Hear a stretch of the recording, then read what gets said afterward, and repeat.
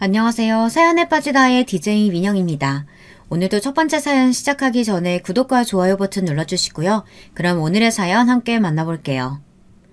안녕하세요. 눈에 넣어도 아프지 않을 외동딸을 키우고 있는 평범한 가정주부입니다. 요즘은 매일같이 평화로운 나날들이 이어지고 있지만 이런 평화가 찾아오기 전까지 참 많은 일들이 있었어요. 저는 어렸을 때부터 선천적으로 몸이 몹시 약했습니다. 잔병치레도 잦았고 무엇보다도 기관지가 약하게 태어나 내 5살까지는 거의 병원에 살다시피 했죠. 병원에서는 제게 기관지 합병증이 찾아올 가능성이 높고 합병증이 온다면 큰 수술을 진행해야 하는데 기초체력이 좋지 않아 힘든 수술을 버티기가 힘들 거다. 오래 살지 못할 가능성이 크다며 미리 부모님께 귀띔을 했었다고 합니다. 그러나 부모님께서는 그런 사실을 전해 들으시고도 저를 포기하지 않으셨어요. 언제나 제 앞에서는 밝은 모습만 보이셨고 희망적인 이야기만 꺼내셨죠. 제 어린 시절을 회상해보면 제게 병원은 그리 무서운 공간이 아니었습니다. 제게 병원은 꼭 커다란 성 같았어요. 어머니께서는 언제나 제게 너는 이성에 갇혀있는 공주야 라고 말씀해 주셨거든요. 저는 매일같이 어머니와 함께 성 안을 탐험하곤 했고 몹시 즐거웠던 기억이 납니다. 무서운 주사와 치료들은 성의 주인이었던 못된 마법사가 저를 괴롭히기 위해 내리는 벌이었고 매일같이 먹어야 했던 약들은 요정들이 제게 비밀스럽게 구해다 준 선물이었어요. 다른 환자들과 의사, 간호사들은 모두 사람같이 생겼지만 사실은 변신한 괴물들이었고 저는 그들의 감시를 받고 있는 공주였죠. 지금에 와서는 참 황당한 이야기지만 당시에 저는 어머니와 그런 이야기들을 나누는 것이 참 즐거웠습니다. 덕분에 아프고 무서운 치료들과 맛없는 약들도 동화 속의 주인공이 되어 잘 버텨낼 수 있었어요. 성인이 되고 자식이 생기고 나서야 그때 어머니께서 어떤 심정이 있었을지 조금이나마 짐작이 가더라고요. 작은 아이가 본인 몸보다 훨씬 커다란 치료기구들을 매달고 하루 종일 고생하는 모습을 보며 어머니는 어떤 심정으로 제 앞에서 그렇게 웃으셨을지, 뒤돌아 혼자서 울음을 삼켜내시던 시간들이 얼마나 많았을지 너무나 죄송하고 한없이 감사한 마음뿐이었습니다. 그런 어머니 덕분에 저는 아팠지만 행복한 어린 시절을 보낼 수 있었고 부모님의 사랑과 정성 덕에 오래 살지 못할 것이라던 병원의 말과는 달리 큰 문제 없이 자라 무사히 성인이 되었습니다. 그러나 성인이 된 후에도 몸이 건강해진 것은 아니었습니다.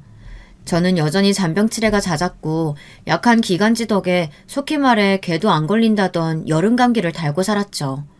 조그만 무리해도 남들보다 몇 배는 더 체력 소모가 심했기에 일상생활에도 조금 문제가 있었어요. 약을 한 트럭씩 달고 살았고 회사에서도 매일같이 코피를 쏟기 일쑤였어요. 덕분에 회사 사람들은 모두 제 허약한 체질을 알고 있었고 감사하게도 저를 많이 배려해 주셨어요. 남편과의 첫 만남도 회사에서였습니다. 남편은 저희 회사의 거래처에서 일하던 사람이었어요. 계약차 저희 회사에 방문했던 남편이 저를 보고 첫눈에 반해 저에게 먼저 연락처를 물어봤습니다. 솔직히 처음에는 조금 당황스러웠어요. 공적인 자리에서 만나 사적인 태도를 보이는 것도 그렇고 당시 남편이 제 취향은 아니었거든요. 무엇보다도 저는 제 스스로를 돌보기도 힘든 상황이었어요. 꾸준히 병원에 다니며 약을 먹고 있었고 누군가와 연애를 하거나 결혼을 할 만한 상태가 아니라고 생각했습니다. 그러나 남편은 그런 저를 끊임없이 설득했어요. 당신의 몸 상태가 어떻든 죽을 병에 걸렸든 아무 상관없다면서요. 처음에는 그저 입에 발린 말이라고 생각했지만 남편은 참 꾸준했습니다. 결국 저는 그 꾸준함을 못 이기는 척 남편과의 연애를 시작했고 만남은 몹시 행복했어요. 남편과 함께 있을 때는 제가 아픈 사람이라는 사실을 깜빡 잊어버릴 정도로요. 그렇게 시간은 흐르고 남편은 제게 프로포즈를 해왔습니다. 연애를 시작할 때도 그랬지만 저는 프로포즈를 받아들일 때도 많이 망설여졌어요. 저 같은 사람이 좋은 아내, 좋은 엄마가 될 수 있을까 하는 걱정이 있었거든요. 남편의 부모님께서도 제 몸 상태를 알게 되신다면 결혼을 반대하시지 않을까 이런 생각도 들었죠. 그러나 시부모님께서는 저를 몹시 환대해 주셨고 친부모님처럼 제 몸 상태를 걱정해 주셨습니다. 솔직히 처음엔 조금 걱정되는 마음이 들었던 게 사실이야. 매 끼니마다 챙겨 먹는 약이 산더미에 병원을 집처럼 드나든다는 소리에 어떤 부모가 아무 근심이 생기지 않을 수가 있겠어. 그렇지만 나중에는 오히려 더 믿음이 가더구나. 그런 아픈 몸 상태로 넌 회사 생활 열심히 하고 있지 않니? 몸은 조금 아프더라도 정신력은 남들의 절대 뒤지지 않는 아이겠구나 싶었지. 시어머니의 말씀에 저도 모르게 눈물이 나더라고요. 나름대로 열심히 지내며 아무렇지 않은 척하고는 있었지만 허약한 몸과 부족한 체력에 사회생활을 하며 혼자서 서러웠던 적도 몹시 많았습니다. 당사자가 아니고서야 이해하기 힘든 상황을 시댁 식구들은 모두 본인들의 일처럼 여겨주었어요. 시부모님께서는 그 뒤로도 저를 친딸처럼 아껴주셨고 남편 또한 정말 다정하고 좋은 배우자였습니다. 그렇게 제 결혼 생활은 아무 문제 없이 행복하게 흘러갔어요. 하지만 딱 한 가지 문제가 있었습니다. 바로 아이였어요. 아이는 결혼 전부터 저에게 가장 큰 걱정거리였습니다. 제 몸이 허약하고 힘든 것은 어찌저찌 정신력으로 버텨낸다고 쳐도 아이를 임신하는 것과는 엄연히 다른 문제였으니까요. 저희 어머니께서도 젊었을 적 저처럼 굉장히 허약한 체질이셨다고 합니다. 부모님께서는 아이 계획을 세운 뒤로도 아주 오랫동안 임신이 되지 않아 고생을 하셨다고 해요. 요즘에서야 난임 부부를 위한 시험관 시술이라든지 여러 가지 방법이 시중에 나와 있지만 당시만 해도 아이를 갖지 못하면 여자에게 문제가 있다며 온갖 안 좋은 소리를 듣는 시대였어요. 그런 좋지 못한 시선과 갖은 고생 끝에 가진 아이가 바로 저였습니다. 임신이 되었다는 기쁨도 잠시 저는 어머니 뱃속에 있을 때부터 문제가 많았다고 합니다. 몇 번의 위기를 거쳐 예정일보다도 훨씬 일찍 태어난 저는 인큐베이터에 들어갔고 인큐베이터에서 나온 후에도 신생아 중환자실에 들어가 일주일 넘는 시간 동안 산소호흡기를 달고 있었다고 했어요. 그 뒤로도 기관지에 문제가 있어 어린 시절을 거의 병원에서 보냈었고요. 어렸을 적보다는 많이 나아지긴 했지만 성인이 되고 나서도 여전히 좋지 않은 몸이었고 이런 상태니 당연히 아이는커녕 제 몸 하나 건사하기도 힘든 상황이었죠. 물론 결혼 전부터 남편은 이런 제 몸 상태를 전부 알고 있었지만 알고 있는 것과 이해하는 것은 다른 일이었기에 남편에게는 몹시 미안한 마음이었습니다. 결혼 생활에서 자녀를 무엇보다 중요하게 여기는 사람들이 많잖아요. 이런 저와 결혼하여 남편이 저를 원망한다 한들 제가 감내해야 하는 부분이라 생각했습니다. 아이 문제는 결혼 전부터 충분히 얘기했던 문제잖아. 난 아이 없어도 괜찮아. 물론 당신이랑 나 닮은 아이가 생긴다면 너무나 행복하겠지. 그렇지만 아이를 갖기 위한 가정이 당신 몸에 큰 무리를 준다면 욕심내고 싶지 않아. 난 당신만 있으면 돼. 나한테 가장 중요한 건 아이가 아니라 당신이니까. 그러니까 너무 부담 갖지도 말고 슬퍼하지도 말고 나한테 미안해 하지도 마. 우리 둘한테만 집중하면서 살자. 그런 남편의 말이 어찌나 고맙고 감동이던지요. 제 등을 토닥여주던 남편의 품에 안겨 아이처럼 엉엉 울었던 기억이 납니다. 남편은 욕심을 내지 말자고 말했지만 시간이 흐를수록 저는 점점 더 아이에 대한 생각이 커져갔습니다. 자연 임신 시도를 해봤지만 당연히 쉽지 않았어요. 애초에 저는 월경도 몹시 불규칙한 편이었고 각종 약들을 달고 살았으니까요. 그렇게 번번이 실패하며 아이를 거의 포기하던 차에 동서 부부에게 먼저 아이가 생겼습니다. 제가 동서 부부에 대한 이야기는 앞전에 쓰지 않았던 것 같네요. 남편에게는 나이 차이가 꽤 나는 남동생이 하나 있었는데 저희가 결혼하고 대략 5년 정도 후에 도련님도 식을 올리셨거든요. 상대는 강남 출신의 여자였고 한눈에 봐도 예쁜 외모에 부잣집 딸 같은 느낌이었어요. 평범한 회사원이었던 남편과는 다르게 도련님은 의사였고 선을 봐서 동서와 만나게 되었다고 했어요. 적당한 아파트에 전세 대출을 받아 신혼집을 차린 저희와는 달리 동서 부부는 동선의 친정에서 넓은 신축 아파트를 마련해 주셨다고 했습니다. 처음 그 이야기를 전해 들었을 때는 조금 주눅이 들기도 하고 남편에게 미안한 마음이 들더라고요. 저희 집은 어렸을 적부터 제 병원비를 마련하느라 지금도 형편이 그닥 좋은 편이 아니거든요. 남편은 그런 저에게 동서 부부는 동서 부부고 우리는 우리라며 본인도 저에게 해준 것이 없는데 미안해할 필요가 뭐가 있느냐고 전혀 그럴 필요 없다고 말해주었습니다. 저는 그런 남편의 등을 두드리며 내가 다른 건 몰라도 남편 하나는 기가 막히게 잘 골랐다며 장난스레 맞장구를 쳐주었죠. 남편 말대로 저희는 비록 작은 아파트에서 살고 있었어도 둘이서 몹시 행복했습니다. 아무튼 다시 본론으로 돌아와서 그렇게 시간이 흐르던 와중 동선의 부부에게 먼저 아이가 생겼던 거예요. 사실 동서 부부도 결혼하고 3년여가 흐르고 나서야 아이가 생긴 것이었으니 그리 빠른 편은 아니었어요. 언젠가는 일어날 일이었지만 그 소식을 들으니 마음이 이상하게 무겁더라고요. 이상한 조바심도 들었습니다. 시부모님께서는 제 몸 상태를 잘 알고 계셨기에 저희 부부에게 먼저 손주 이야기를 꺼내신 적이 없었습니다. 그렇지만 당연히 마음속으로는 손주를 바라고 계셨겠죠. 동서 부부에게 아이가 생겼다는 소식을 듣고는 어찌나 기뻐하시던지요. 그 모습을 바라보니 마음이 씁쓸해지기도 하고 참 복잡한 심정이었습니다. 동서의 아이는 건강한 공주님이었고 병원에서 처음 만난 시조카는 동서를 쏙 빼닮아 아주 예쁘장하고 귀여웠어요. 임신 소식을 들었을 때도 그랬지만 정말로 태어난 아이를 보니 마음이 더욱더 아려오더라고요. 자연 임신이 되기 힘든 몸이고 그 사실을 누구보다 잘 알고 있었지만 그 사실을 머리로 이해하는 것과 가슴으로 이해하는 것은 참 다른 일이더군요. 그런 제 모습을 한동안 지켜보던 남편은 제게 먼저 이야기를 꺼냈습니다. 여보, 우리 시험관 시술 한번 해볼까? 그동안은 당신 몸 생각해서 먼저 이야기 꺼내지 않았는데 당신이 옆에서 힘들어하는 모습 그만 보고 싶어. 건강한 사람들도 시험관 시술 몇 번 하면 몸에 무리가 많이 간대. 그만큼 힘들고 어려운 일이 될 거야. 그래도 시도해보고 싶어? 사실 저도 남편에게 시험관 시술 이야기를 꺼낼까 말까 몹시 고민하던 차였습니다. 남편 말대로 시험관 시술은 몹시 힘든 일이었으니까요. 비용도 한두 푼이 아니었고 시도한다 해도 제 몸에 무리만 가고 아이가 생길 것이라는 확신도 가질 수 없었습니다. 특히 제 몸 상태가 이렇다 보니 남들보다 더 힘들고 긴 시간이 될 거라는 생각이 들었거든요.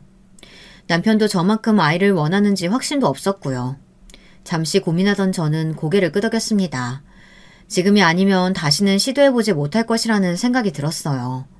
더 이상 시간이 흐르면 곧 40을 바라보는 나이에 영영 시도해보지도 못하고 아이를 포기하게 될 거라는 생각이었죠.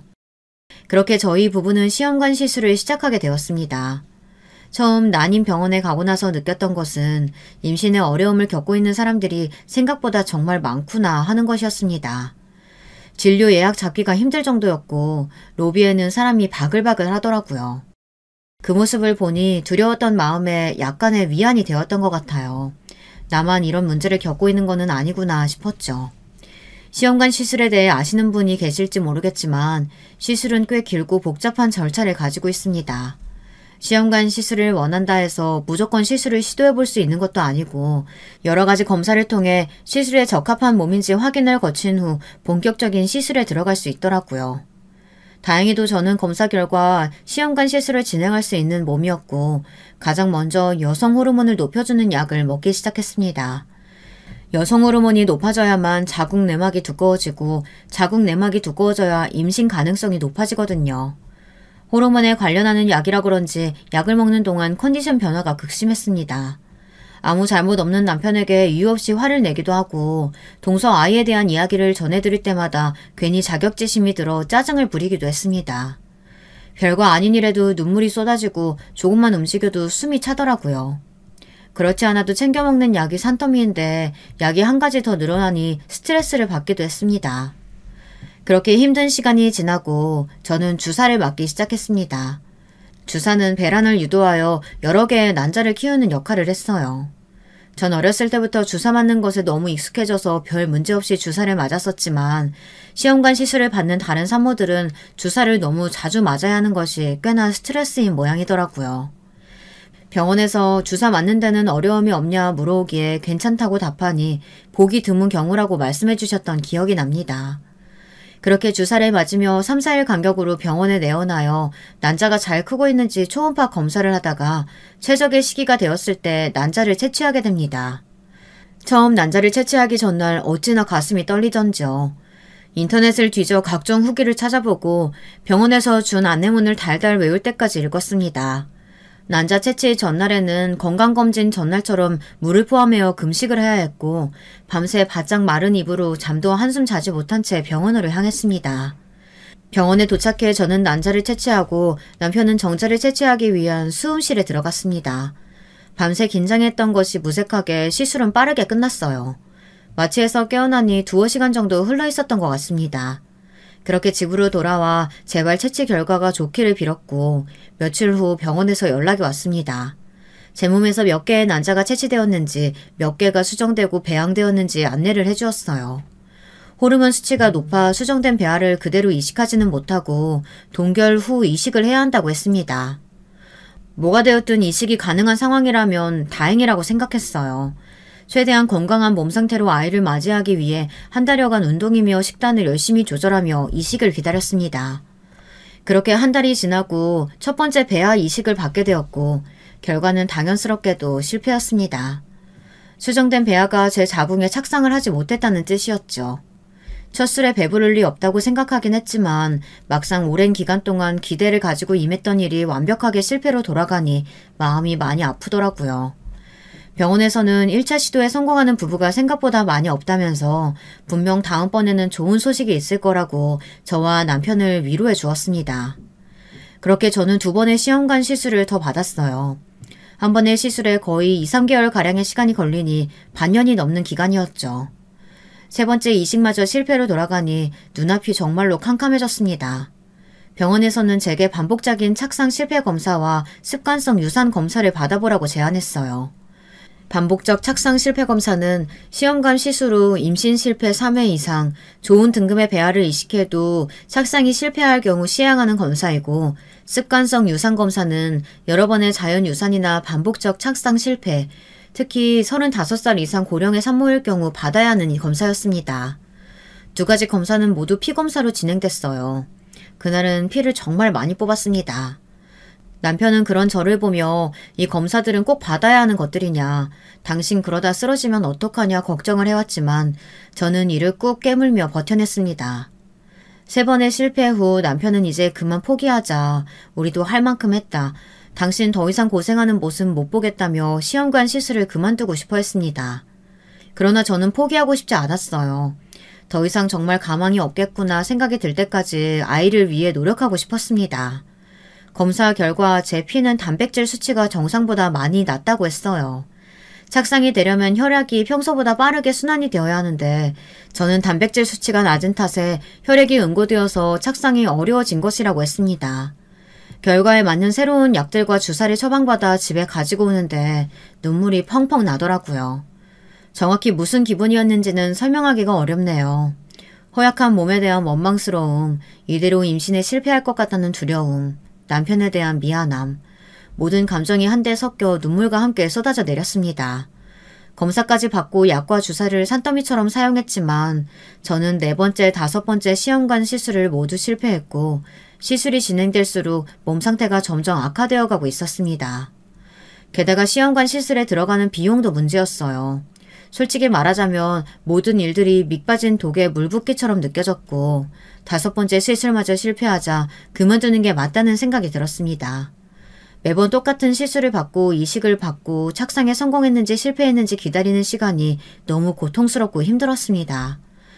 이럴 바에 그냥 포기하고 마음을 편히 먹는 것이 맞지 않나. 저와 남편 둘만으로도 충분히 행복할 수 있는데 내가 너무 쓸데없는 욕심을 부리고 있는 것은 아닌가 생각이 들었어요. 그런 부정적인 생각을 할 때마다 몸 상태는 점점 좋지 않아져만 갔습니다. 제가 시험관 시술을 하며 보낸 고통에 1년 동안 동서의 아이는 무럭무럭 자라고 있었어요. 아이가 무탈하게 자랄 수 있는 것은 몹시 기뻐해야 할 일이었지만 그런 아이를 보며 마음이 허탈해지는 것은 어쩔 수가 없더라고요. 물론 그렇다고 해서 동서가 아이가 원망스럽지는 않았어요. 조금, 아니 몹시 부러울 뿐이었죠. 여보, 우리 이번 시술을 마지막으로 그만두자. 이러다가 당신 잘못될까봐 나 너무 무서워. 당신 매일 밤마다 기침하고 힘들어할 때마다 마음이 찢어질 것 같아. 안 그래도 몸 약한 사람이 매번 피 뽑고 주사 맞고 약은 또 얼마나 많이 먹어. 여기서 그만두는 게 맞을 것 같아. 이번이 정말 마지막이라고 생각하고 해보자. 결국 저는 남편의 말대로 마지막 시술을 진행하게 되었습니다. 평소와 같은 수순이었지만 마지막 시술은 이상하게 시간이 빠르게 흘러갔던 것 같아요. 배아 이식을 받고 임신 확인을 위해 피검사를 받은 후 기다리는데 처음으로 마음이 편하더라고요. 이번에도 임신에 실패하면 정말 아이를 만날 운명이 아니었나 보다 그렇게 받아들일 준비가 됐기 때문이었던 것 같아요. 여보, 나 임신이래. 우리 드디어 아이가 생긴 거야. 피검사 결과 정말 놀랍게도 착상에 성공했고 터질 것 같은 심장을 붙잡고 바로 남편에게 전화해 사실을 알렸습니다. 남편은 제 임신 소식에 아이처럼 엉엉 울며 기뻐했어요. 제 뱃속에 생명이 생겼다고 생각하니 어안이 벙벙하더라고요. 얼마 후에 초음파로 아기집이 생긴 것을 확인하고 산모 등록까지 하고 나서야 드디어 제가 엄마가 될 준비를 시작했다는 것이 실감이 났습니다. 결혼 후 정확히 10년 만의 일이었어요. 엄청난 늦깎이 부모였죠. 시험관 시술이 서너 번 넘어가자 주변에서는 모두 슬슬 포기하라 말했었고 아무도 결과에 대한 기대를 하지 않았습니다. 사실상 남편과 저도 마지막이라고 생각하고 반쯤은 포기한 상태로 임했던 시술이었는데 기적처럼 임신이 되었던 거예요. 제가 임신에 성공했다는 소식에 시부모님께서는 저희 친정부모님보다 더 기뻐해 주시며 진심 어린 축하를 전해오셨습니다.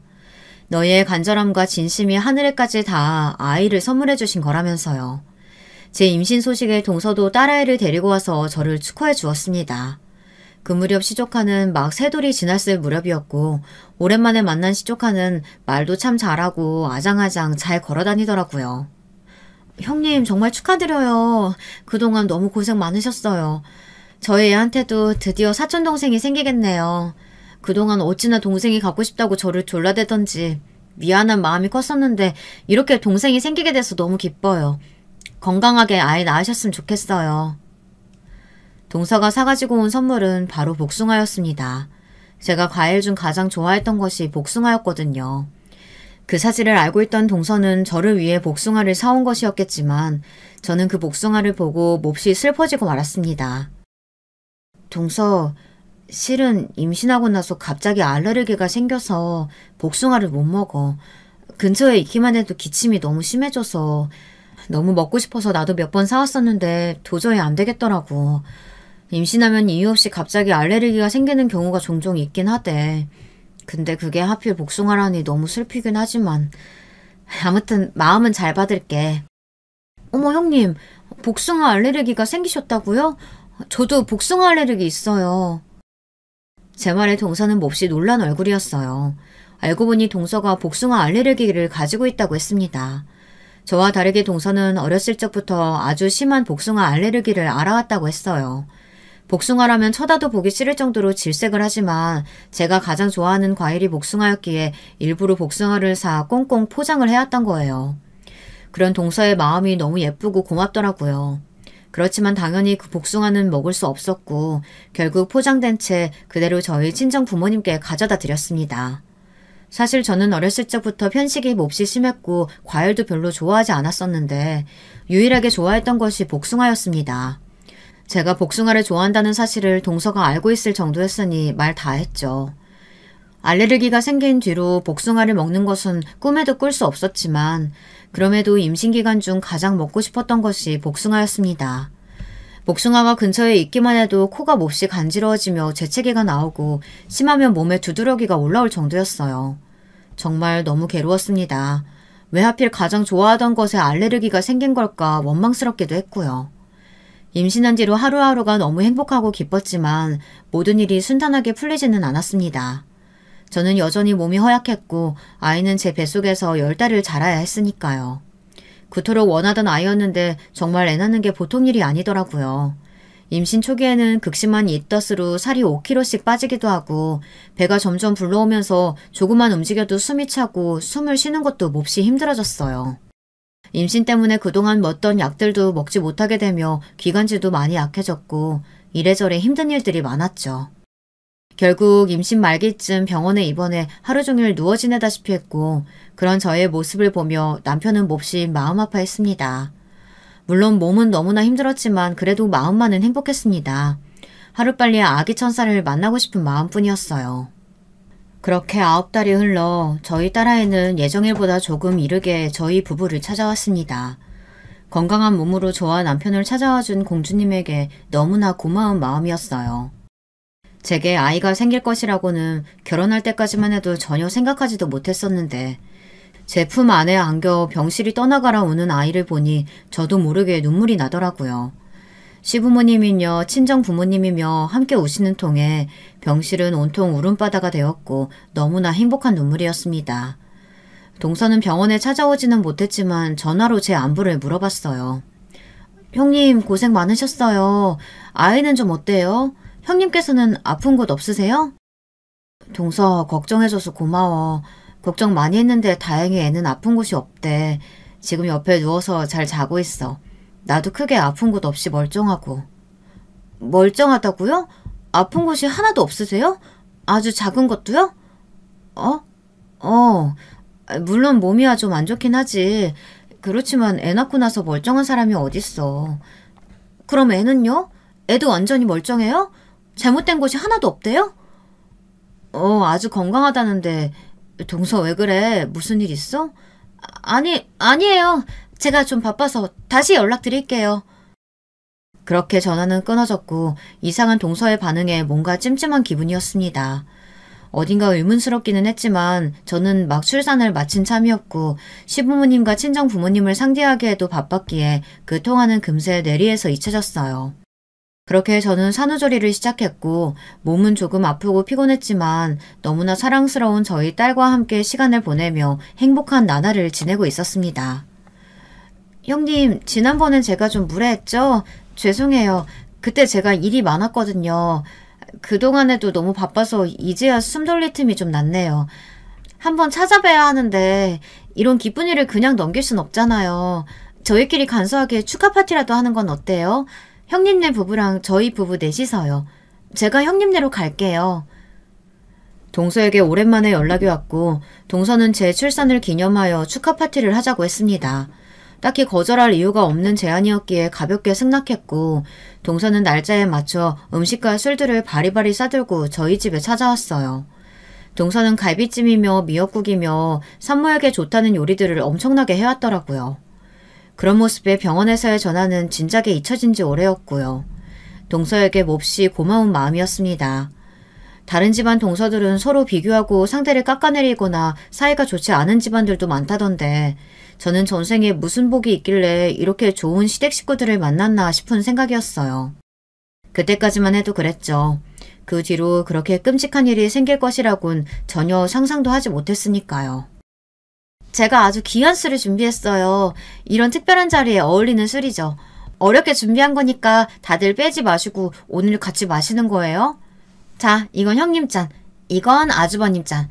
이 술이랑 세트로 나오는 잔이에요. 한눈에 봐도 고급스럽죠? 동서는 본인이 아주 귀한 술을 준비했다며 몹시 고급스러워 보이는 술과 술잔 세트를 건넸습니다. 무슨 술이냐 물으니 과실주라고 하더라고요. 동서는 앞으로 육아하려면 고생할 일이 투성일 텐데 오늘만큼은 편하게 마시라며 제 잔에 술을 따라주었습니다. 동서, 이거 복숭아주 아니야? 동서가 따라준 술을 마시려 입을 가져다 대는데 바로 기침이 터져나왔어요. 묘하게 익숙한 향이 나 코를 가져다 대고 냄새를 맡아봤더니 옅은 복숭아 향이 났습니다. 복숭아 향이 난다는 것을 알게 되자 코끝이 간지러워지면서 재채기가 연거푸 나왔어요. 네? 갑자기 왜 그러세요? 괜찮으세요, 형님? 복숭아주라뇨. 제가 형님 복숭아 알레르기 있는 걸 알면서 복숭아주를 준비했겠어요? 당연히 아니죠. 저도 복숭아 알레르기 있는 거 알고 계시잖아요. 다른 과일 향이랑 착각하신 거 아니에요? 동서는 몹시 황당하다는 얼굴이었고 남편과 도련님도 각각 본인의 잔을 맡아보더니 복숭아 향은 전혀 나지 않는다면서 임신기간 동안 복숭아를 못 먹은 아쉬움 때문에 상상으로 복숭아 향을 맡는 거 아니냐며 농담을 하더라고요. 정말 복숭아 향이 나는 건 나뿐인가 싶어 일단 더 이상 이야기를 꺼내지는 않았습니다. 그러나 술을 마시려 다시 잔을 가져다 대는 순간 목이 몹시 간지러워지는 기분이었고 도저히 그 잔 안에 들어있는 술을 마실 수가 없었습니다. 건배를 해놓고도 잔을 그대로 내려놓자 이미 본인의 잔을 비워낸 동서가 섭섭한 목소리로 말을 꺼냈어요. 형님 정말 안 드실 거예요? 제가 형님 생각해서 귀한 술로 준비해온 건데 진짜 복숭아주 아니에요. 저 보세요. 저도 마셨잖아요. 동서도 분명 심한 복숭아 알레르기가 있다고 했고 만약 복숭아가 들어있는 술이라면 동서도 마시지 않아야 할 텐데 동서는 아무런 문제 없이 술을 마시고 있었습니다. 동서는 계속해서 제게 술을 권했고 저는 복숭아 때문에 그런 게 아니라 지금 잠깐 속이 안 좋아져서 그런 거다. 괜찮아지면 마실 테니 걱정하지 마라 대답했습니다. 정말 내가 과민 반응인 건가 싶었지만 아무리 맡아봐도 제 잔에서는 묘한 복숭아 향이 났고 결국 저는 셋이 취해 떠들고 있는 틈을 타 동서의 잔과 제 잔을 몰래 바꿔치기 했습니다.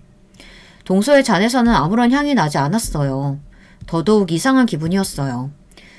같은 잔에 같은 술을 따랐는데 어떻게 한 잔에서만 복숭아 향이 날 수 있겠어요. 그러나 동서는 바꿔치기 한 제 잔을 아무렇지 않게 잘 비워냈고 이상함을 느끼지 못하는 것 같았습니다. 정말 내가 이상한 건가 싶었지만 아무래도 찝찝한 마음이 지워지지 않아 결국 자리가 끝날 때까지 술은 한 모금도 입에 대지 않았어요. 동서는 돌아가면서도 섭섭한 마음을 표현했고 저는 미안하다며 컨디션이 갑자기 좋지 않아져서 그랬다. 남은 술은 뒀다가 잘 마시겠다 대답했습니다. 그렇게 동서 부부가 돌아가고 남편의 말대로 임신기간 동안 복숭아를 먹지 못해서 상상으로 향을 맡았던 건가 하는 생각에 동서에게 조금 미안한 기분이 들었습니다. 그러나 일은 그 다음 날 일어났습니다. 자고 일어나자마자 남편이 큰 소리로 전화를 받고 있었어요. 무슨 일이냐 물으니 동서가 어제 새벽에 갑자기 쓰러져서 병원에 입원을 했다고 했습니다.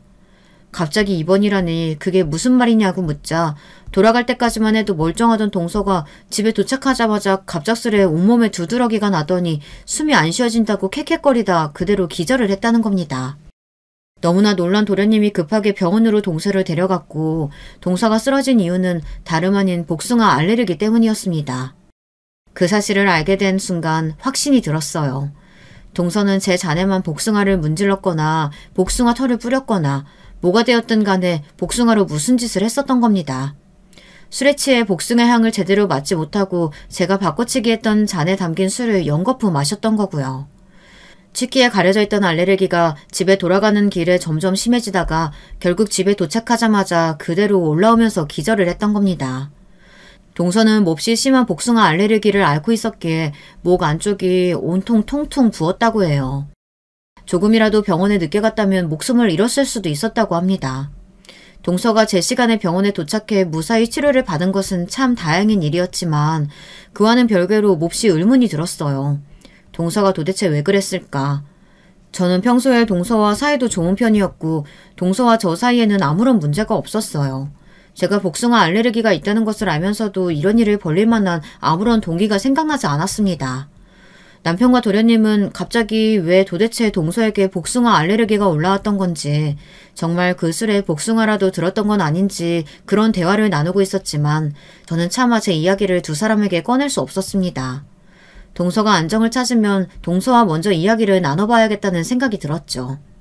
그렇게 찜찜한 기분으로 아이를 돌보고 있는데 그날따라 아이가 잠도 잘 자지 않고 하루 종일 울음을 그치질 않더라고요. 어제 낯선 사람들이 찾아와서 그런가 아니면 어딘가 아픈가 걱정되는 마음에 열도 재보고 이리저리 살펴봤지만 큰 문제를 찾을 수는 없었어요. 남편한테 이야기를 꺼내니 원래 신생아들은 아무 이유 없이 울기도 하는 거라며 너무 걱정할 필요 없다고 말했어요. 내가 너무 예민하게 굴었나 싶어 그저 아이가 진정되기만을 기다렸습니다. 그러나 며칠이 지나도 아이는 하루 종일 울음을 그치지 않았고 열까지 오르락내리락하며 상태가 좋지 않아졌어요. 병원에 데리고 가보기도 했지만 큰 문제가 없다고 말했죠. 열이 너무 오르면 먹이라고 해열제를 조금 처방해 주었을 뿐이었습니다. 그런 아이 때문에 동서의 일은 머릿속에서 잊혀진 지 오래였고 하루 종일 아이 곁에 붙어 간호하는데 온통 신경이 쏠려 있었어요. 그날도 남편과 함께 아이를 돌보다 남편은 지쳐 먼저 골아떨어졌고 저는 아이의 침대 앞에서 꾸벅꾸벅 졸며 아이를 살피고 있었던 중이었습니다. 흐릿한 시야 사이로 뭔가 새노란 것이 보였어요. 처음엔 잘못 본 줄 알았는데 확실하게 노란 종이가 아이의 침대 뒤편으로 찔끔 튀어나와 있었습니다.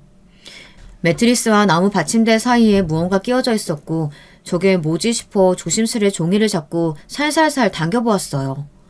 아이의 침대 뒤에서 나온 것은 정말 예상하지 못했던 물건이었습니다. 바로 부적이었어요. 노란색 종이 위에 알 수 없는 빨간색 한자가 쓰여져 있었고 너무나 놀라 숨이 훅 멎을 정도였습니다.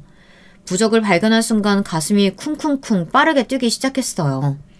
도대체 이런 물건이 왜 우리 아이 침대에 끼워져 있었던 거지? 언제부터 여기에 있었지? 침대를 살 때부터. 복잡하던 머릿속은 이내 곧 한 가지 결론으로 모아졌습니다. 동서가 아이 침대에 이 부적을 놓고 간 것이다.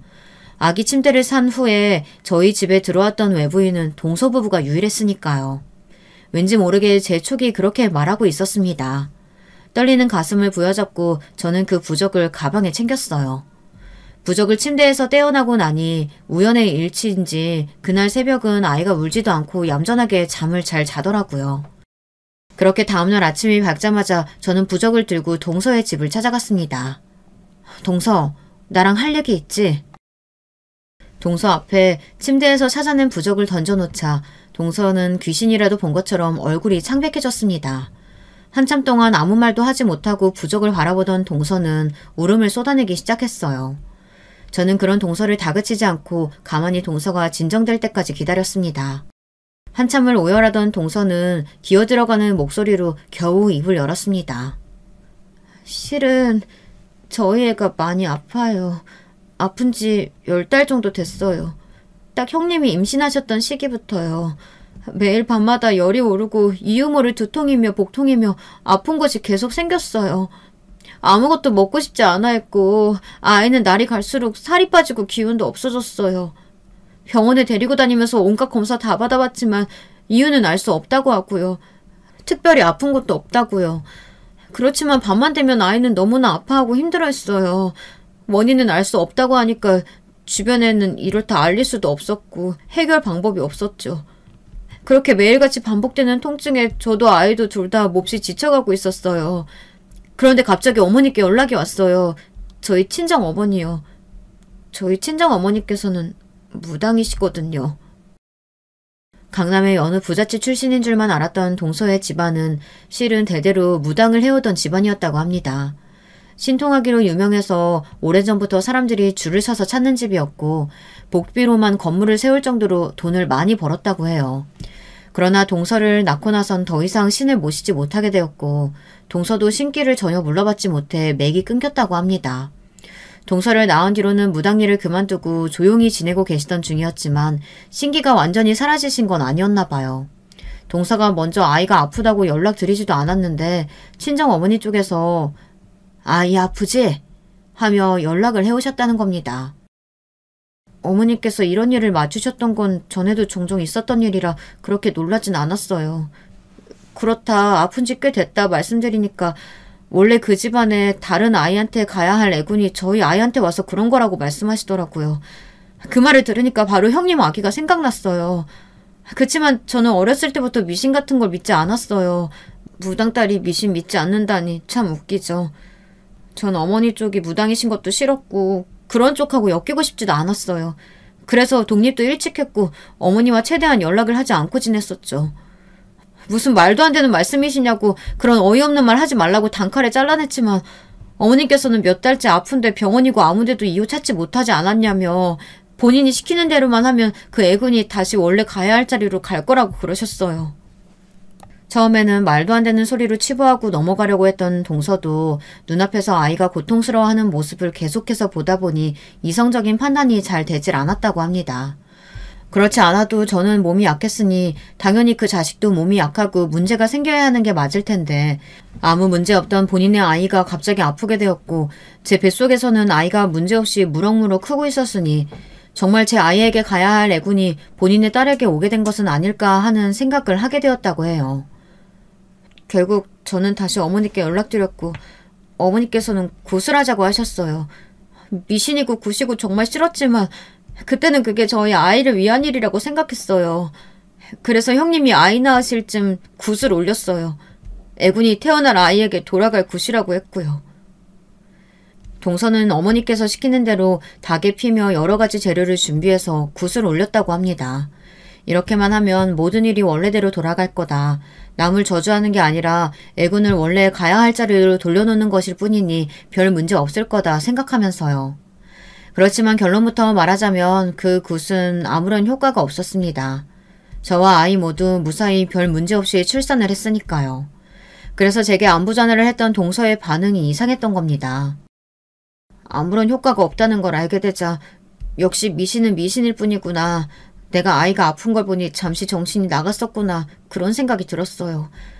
그러나 어머니께선 네가 그런 마음으로 굿을 올리니 당연히 신께서 들어주시지 않은 거라면서 정말로 온 마음과 정성을 다해야만이 우리 아이에게 온 애군이 옮겨간다고 말씀하셨어요. 그러면서 동서의 어머니께서는 부적 하나를 써주셨다고 합니다. 이제 정말 마지막 기회다. 이 시기를 놓치면 애군은 영원히 동서의 아이에게 자리를 잡게 될 테니 정신 똑바로 차려야 한다. 이 부적을 새로 태어난 아이 주변에 두어야 한다. 그리고 이 부적이 자리 잡을 수 있도록 아이의 엄마가 잠시라도 그 집을 떠나게 만들어야 한다고 말했다고 합니다. 부적을 받고 고민하던 동서는 결국 계획을 실행했습니다. 제가 복숭아 알레르기가 있다는 사실을 알고 있었기에 제 자네만 일부러 복숭아를 문질러 두었고 알레르기 반응이 올라온다면 병원으로 향할 거라고 생각했다고 합니다. 그러나 계획과는 다르게 제가 잔을 입에도 대지 않자 실패했다고 생각하고 돌아가는 길에 부적이라도 놓고 가려고 했지만 타이밍이 맞지 않아 제대로 넣지도 못하고 아이 침대 뒤에 급하게 끼워놓고 돌아갔던 것이었습니다. 치기가 오르기도 했고 부적에만 신경을 쓰느라 본인의 잔을 바꿔치기 당한 것도 모르고 복숭아 잔으로 술을 연거푸 마셨고 긴장이 풀리자 그제서야 알레르기 반응이 급속도로 올라온 것입니다. 형님께 위해를 가할 생각은 정말 없었어요. 너무 죄송해요. 제가 잠시 미쳤었던 것 같아요. 이런 짓 한다고 저희 아이가 나아질 리가 없는데 그냥 어디든 탓할 곳이 필요했었나 봐요. 정말 죄송해요. 죄송해요. 그렇게 동서는 한참을 울며 제게 사과를 해왔고 저는 머리가 너무 띵했습니다. 일단 생각을 좀 정리하겠다며 오열하는 동서를 뒤로 한 채 집으로 향했습니다. 이 이야기를 시댁 식구들에게 꺼내야 할지 말아야 할지 몹시 고민이 되더라고요. 그러나 이대로 저만 아는 비밀로 묻고 넘어가기에는 언젠가 동서가 또 비슷한 짓을 할지도 모른다는 생각이 들었어요.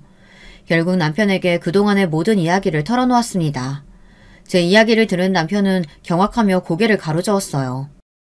사실 당신은 모르겠지만 동서가 이런 적이 처음이 아니야. 예전에도 한번 동생을 데리고 굿을 했었다고 하더라고. 그때 거의 이혼할 뻔하고 정신 차린 줄 알았더니 아직도 그대로인 모양이네. 알고 보니 동서가 이런 짓을 했던 게 처음이 아니더라고요. 동생네 부부도 아이가 꽤나 늦게 생긴 편이라고 말했었죠. 아이가 생기지 않자 동서는 도련님에게 굿을 하자고 말을 꺼냈었다고 합니다.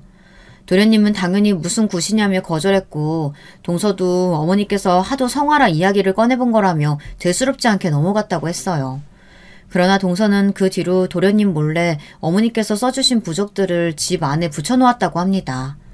도련님이 부적들을 발견하고 떼어버리려고 하자 기겁하면서 도련님을 말렸다고 해요. 그걸 떼어버리면 아이도 함께 떼어내는 것이나 마찬가지라면서 아이가 가지고 싶으면 참으라고 도련님에게 윽박을 질렀다고 합니다. 그러나 도련님은 미신을 전혀 믿지 않은 분이었고 두 사람은 크게 다투게 되었습니다. 이혼 이야기가 오고 갈 정도로 큰 싸움이었지만 도련님 쪽이 우위를 점했다고 했어요. 도련님께서는 앞으로 굿이나 부적 등 미신 이야기를 꺼내면 무조건 헤어지겠다고 으름장을 놓았고 그 뒤로 동서는 그런 이야기를 일절 꺼내지 않았다고 해요. 아이도 자연스레 들어섰다고 합니다. 그동안 저와 동서 사이에서 일어난 이야기를 전해들으신 도련님께서는 몹시 충격을 받으신 모양이었어요.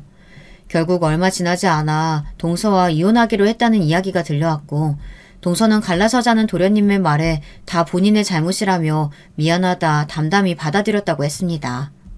솔직히 말하자면 동서와 도련님이 이혼하고 난 뒤에도 저는 동서가 나오는 악몽을 꾼 적이 많습니다. 본인을 이혼하게 만든 저를 원망하며 굿을 한다거나 저 몰래 저희 집에 찾아와 부적을 붙여놓고 가지 않을까 그런 걱정도 많이 했고요. 특히 저희 집에는 너무나 소중한 딸이 있었기에 더더욱 걱정이 컸습니다. 그러나 어느 날 갑작스레 들려온 소식으로 제 걱정은 완벽하게 해결되게 되었습니다. 뭐? 동서가 절에 들어갔다고? 전에 듣기로는 그렇다더라고. 얼마 전에 동생한테 연락이 왔대. 정말 사람 인생이란 어떻게 흘러갈지 모르는 일이죠. 강남의 부잣집 딸이었던 물론 무속 집안의 딸이긴 했지만 나름대로 평범한 인생을 살고 있었던 동서가 절에 들어가게 되다뇨. 동서는 어렸을 적부터 무당이었던 어머니의 등살에 시달리며 원하지도 않는 무속신앙을 보고 들으며 자랐고 어머니 덕에 이혼까지 한 마당에 더 이상 어머니에게 휘둘리고 싶지 않고 마음의 평안을 찾고 살고 싶다며 절에 들어갔다고 해요. 절에 들어가 여생 동안 도련님과 딸의 무탈과 평안만을 바라며 조용히 살겠다면서요. 동서가 절에 들어가기로 했다는 소식에 도련님께서는 조금 충격을 받긴 하셨지만 이내 동서의 삶을 존중하기로 하셨다고 합니다. 도련님 밑에서 자라고 있는 시조카는 아픈 곳 하나 없이 건강하게 무럭무럭 자라고 있어요. 저희 딸 또한 동서가 떠난 뒤로 아무런 문제 없이 시조카와 자매처럼 잘 지내고 있고요. 동서가 절에 들어갔다는 소식을 들은 뒤로 저도 악몽 같은 건 꾸지 않게 되었습니다. 하루게 다르게 자라나는 딸 덕분에 요즘은 매일매일이 즐겁습니다. 그러나 어렵게 저희 곁을 찾아와준 저희 아이가 앞으로도 무탈하게 자라날 수 있도록 계속해서 최선을 다해 좋은 부모가 될 수 있게 노력할 거예요. 제가 어렸을 적에 언제나 저를 사랑으로 보듬어 주셨던 저희 부모님처럼요. 여러분의 가정에도 언제나 평화와 안정 그리고 사랑만이 가득하시길 바랍니다. 긴 글 읽어주셔서 감사해요. 여러분, 두 번째 사연 시작하기 전에 좋아요, 구독 꼭 눌러주실 거죠? 그럼 두 번째 사연 바로 시작합니다. 살다 보면 적어도 한 번쯤은 내 기준에 참 개념 없이 보이는 사람을 마주하게 되는 것 같아요. 이런 상대를 만약에 한 집안에서 만나게 된다면 그거야말로 정말 골치 아픈 일이 되겠지요. 피할 수 없다면 즐겨라 라는 말이 있다지만 과연 그럴 수 있을지 바로 이 사연에서 확인해 볼게요. 여러분 안녕하세요. 저는 가끔 밤에 얼른 잠이 안 올 때마다 사연에 빠지다 채널을 찾고 있는 사람이에요. 기혼자분들께서는 결혼을 몇 살에 하셨나요? 저는 30이 넘어서 결혼했는데요. 저는 남편이랑 동갑내기예요. 근데 시어머니께서 저한테 처음 하셨던 말씀이 아유, 여자가 나이가 이렇게 많아서 어떡하니? 시집을 이날 이때까지 안 가고 대체 뭐하고 있었니? 이거였죠. 아니, 본인 아들이랑 결혼하겠다고 인사드리러 온 여자한테 지금껏 시집 안 가고 뭐 했냐고 힐난을 하시다니 지금 생각하면 너무 황당하고 어이가 없을 따름이에요. 그런데 지금이니까 그런 생각도 하는 거고요. 당시에는 그저 어색한 웃음만 지으면서 상황이 얼른 지나가기를 기다렸었던 것 같아요. 나이가 너무 많아서 그런가. 아유, 풋풋한 느낌이라는 게 하나도 안 풍겨오네. 하지만 시어머니께서 고개를 살짝 저으시며 그렇게 말씀하시자 저도 이제 조금은 울컥했죠. 한 번 딱 그렇게 말씀하시고 만 게 아니라 2번, 3번 그런 말씀을 계속하셨어요. 제가 나이가 많아서 싱그럽지 못하고 노숙한 느낌만 난다고요. 그래서 남편의 나이를 들먹일 수밖에 없었네요. 저 어머님, 근데 저랑 이 사람이랑 둘이 동갑이에요. 둘 다 똑같이 나이 들어가는 마당이라서 제가 외롭지는 않네요. 함께 노숙해져 가는 거니까요. 어? 아유, 근데 둘이 동갑이었어? 네가 우리 아들보다 1살 더 나이 먹은 거 아니었니? 난 여태 그렇게 들어서 알고 있었는데. 아니에요. 제가 빠른 생일이라서 학교를 먼저 들어간 건 맞지만 엄연히 동갑이에요. 빠른 생일이라고? 그럼 네가 1살 누나 맞네. 네가 우리 아들보다 연상이야. 네? 저희 둘이 태어난 날짜가 고작 넉 달밖에 차이가 안 나는데요. 그래도 분명한 차이가 있지. 네가 우리 아들보다 나이가 많은 거야. 시어머니께서 발끈하시면서 제가 굳이 연상이라고 못을 박으셨죠. 나이 많은 며느리, 그래서 무언가 하자가 있는 며느리라고 칭하면서 제 기세를 꺾어 놓으시려고 했던 것 같아요. 그 앞에서 저는 공손한 표정으로 고개를 끄덕여드린 뒤 남편을 보며 말했죠. 그러시대. 알아들었지? 그러니까 앞으로 어머님 뜻을 받들어서 나한테 누님이라고 불러. 제 말에 그때까지 멋쩍게 가만히만 있었던 남편이 몹시 당혹스러워하면서 자기 모친을 눈짓하더군요. 아이, 엄마 왜 그래? 제발 적당히 하세요. 이렇게 남편이 중얼거리자 시어머니께서는 앉으신 몸을 부들부들 떨면서 저를 흘겨보셨어요. 어디 감히 누님 호칭을 운운하냐며 저를 호통치시길래 제가 조심스레 말씀드렸죠. 네? 하지만 어머님께서 제가 확실한 연상이라고 하셨잖아요. 그게... 아유, 아니다! 그냥 둘이 같은 애에 태어났으니까 동갑 친구로 지내면 되겠네. 원래 부부 사이란 게 평생의 친구나 다름없는 거야. 그렇고 말고. 시어머니께서는 짜증스럽게 저한테 손을 휙휙 내저으시면서 말씀하셨고 그렇게 일단락이 되었죠. 당신의 아들 나이는 생각도 안 하고 왜 저한테만 나이를 들먹이셨는지 지금 생각해도 비틀린 웃음이 지어진답니다. 그런데 이때로부터 몇 년이 지났을 때 시어머니께서 이때 얘기를 꺼내시더니 나름의 항변을 해주셨어요. 하도 작은 애한테 기가 눌려서 시달려서 지내왔던지라 새 며느리가 이제 생긴다고 하니까는 초장부터 제 기를 꽉 잡아놓고 싶으셔서 그런 얕은 트집이라도 잡으셨던 거라고 하셨죠. 그럼 시어머니께서 말씀하신 작은 애가 누구냐고요? 저로 하여금 사연이란 걸 써보게 만든 실질적인 이 이야기의 주인공이죠. 바로 제 동서입니다. 시어머니의 아들은 제 남편뿐만이 아니에요. 남편은 장남이라서 남동생도 있거든요. 둘이 2살 차이예요. 근데 이제 보니까 시동생이 빠른 생일이라서 학년은 남편이랑 1살 차이라고 볼 수 있네요. 이런 경우에는 그렇다면 형제끼리 2살이 아니라 1살 차이 난다고 시어머니께선 남한테 소개를 하실 건지 갑자기 궁금해지는 대목이네요. 그러실 것 같진 않은데 하여간에 시어머니께선 살짝 웃긴 분이에요. 당시에는 어쨌든 남편하고 결혼하고픈 바람만이 가득했던 때였으므로 시어머니께서 저를 미묘하게 갈구시든 말든 별로 따지지도 재지도 않았던 것 같아요. 시동생은 결혼을 일찍 한 편이라고 할 수 있어요. 형보다 동생이 더 먼저 결혼한 경우였죠. 그래서 시동생의 아내인 동서가 저보다 결혼 선배이며 먼저 시댁하고 역사를 쌓고 있었던 거예요. 동서는 어떤 사람인가 하면 우선 첫인상은 저보다 키가 많이 작단 것이었네요. 동서가 저보다 어리고 키도 작고 아담해서 여러모로 저와 다 상반됐던 것 같아요. 딱 대비가 이뤄졌던 거죠. 동서는 키가 150대 중반이에요. 자기 입으로는 158cm라고 몇 번 주장한 적이 있었는데 절대 아니고요. 저 같은 경우에는 인생에서 가장 크게 키가 나왔던 게 170cm였고 대부분 168cm 정도예요. 동서랑 10cm 이상 키 차이가 나는 건데 이렇다 보면 여러분도 아시겠지만 키뿐만 아니라 덩치에서 확 차이가 난답니다. 단신과 장신은 골격이 다르거든요. 그래서였을까요? 동서는 저에게 거인 같다고 그랬어요. 저를 향해서 와 진격의 거인이다 라고 하길래 저는 그게 뭐냐고 물었었죠. 그것도 모르세요? 형님 진짜 옛날 사람 같으시네. 최신 유행하는 거 못 따라가는 티가 이런 데서도 팍팍 나네요. 요즘에 인기 많은 일본 만화인데 우리나라에서도 웬만한 만화 팬들은 다 알고 있고요. 만화 안 보는 사람도 인터넷만 자주 하면 그 작품 뭔지 다 알아요. 초대형 거인들의 습격에 맞서서 주인공들이 싸우고 뭐 그런 소년 만화인 듯 싶었어요. 그런 작품이 있거나 말거나 솔직히 저랑 무슨 상관이겠어요. 동서 말대로 제가 어리고 젊은 친구들 사이에서 뭘 유행하는지 잘 모르기도 했고요. 관심 자체가 없었어요. 하지만 저를 볼 때마다 특히 제가 자리에 앉아있다가 일어나는 순간마다 동서가 와 진격의 거인 이렇게 외치니까 너무너무 짜증이 나는 거지요. 동서가 그러는 걸 목격했음에도 제재도 안 하고 모르는 척하는 남편의 태도도 짜증스러웠고요. 물어보니까 남편도 그 작품을 보진 않으나 그게 뭔진 알고 있다고 그랬어요. 유치한 동서의 놀림이 언제까지 가려나 싶어서 그냥 두고 봤는데요. 어느 날은 저한테 그냥 진격의 거인이라고 하지 않고 무슨 거인이라고 이름을 붙여서 부르더라고요.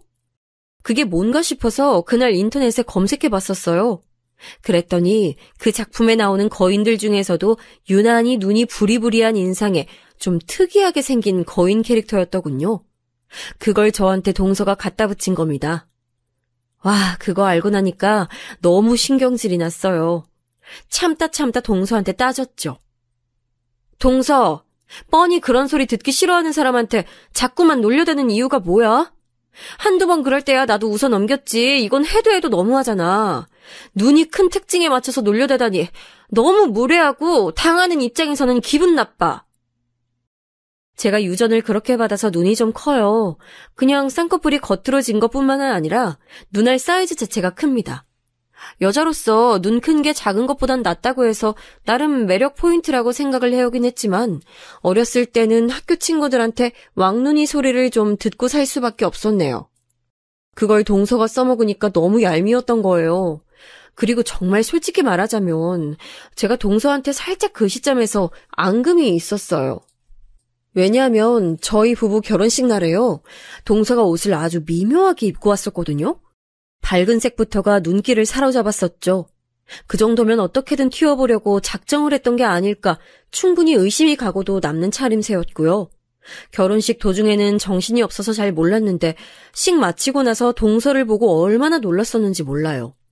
특히 나중에 사진 나온 거 보니까 어이가 없었고요. 하지만 우더른들께서 아무 지적도 안 하시길래 참고 넘겼었건만 동서가 저 결혼한 후에도 제 심기를 살살 긁으며 건드리니 분란 만드는 거 안 좋아하는 제 성격에도 불구하고 터질 수밖에 없었던 것 같아요. 제가 조목조목 그리고 조곤조곤하게 동서한테 잘못을 짚어주면서 앞으로는 조심해줬으면 좋겠다고 그랬을 때요. 가만히 듣고 있던 동서가 이윽고 입을 열더니 꺼낸 말이 가관이었답니다.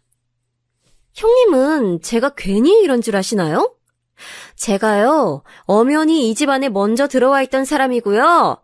제가 끓여놓은 것들이 한두 가지가 아니에요. 형님은 제 방식을 배우고 또 먼저 양해를 구해야 맞았던 건데 그런 걸 전혀 안 하시더라고요?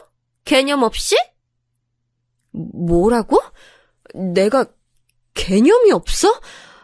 아니, 무슨 양해를 내가 동서한테 구했어야 맞았다는 거야? 나는 이해가 안 돼. 하나하나 저한테 물어가면서 허락을 받고 그 다음에 움직이셔야 하는 게 맞았다고요. 이게 그렇게나 이해가 안 가세요? 처음에도 말이죠. 부엌에서 같이 일을 할 때 형님이 선반 이고저고 다 열어보면서 양념 찾고 냉장고 마구 뒤적거리는 거 보면서 저 솔직히 너무 화가 났는데 그래도 제가 참았습니다. 지켜보니까 형님이 고의로 그러신 것 같지 않긴 했는데 원체 무식한 분 같아서요? 동서! 말 가려서 했으면 좋겠어? 내가 동서 눈에 거슬렸을 수는 있겠지. 동서 말대로 내가 늦게 이 집안에 들어온 사람이니까.